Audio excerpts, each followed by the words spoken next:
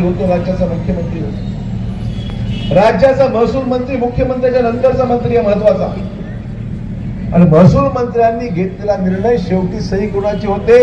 राज्याच्या मुख्यमंत्र्यांची होते, मंत्रिमंडळामध्ये निर्णय होते. आणि मग अपप्रचार करून मला मतं द्या या कामाकरता, मला मतं द्या या कामाकरता, अशा प्रकारच्या खोट्या वर्जना देऊन आपल्याकडे अनेक गोष्टी सांगण्यापेक्षा वास्तव काय आहे हे नांदेडच्या जनतेने समजून घेतलं पाहिजे.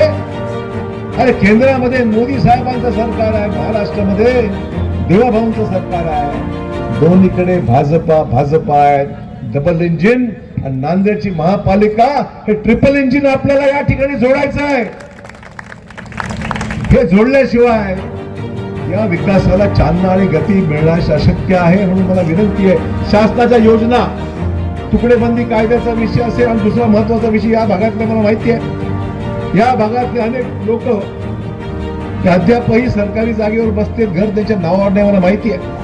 या भागात आहे, पीरमुरांना आहे, सगळ्या परिसरामध्ये घरं गेल्या 50 वर्षापासून आहेत, पण घर अजूनही नावावर नाही. ते नगरपालिकेची जागा आहे, काही ठिकाणी सरकारी जागा आहे.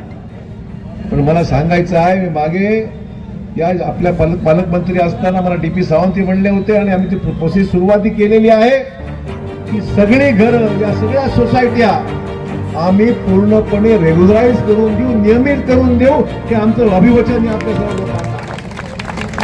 त्यामुळे काम करणारा खरी कोण आहे?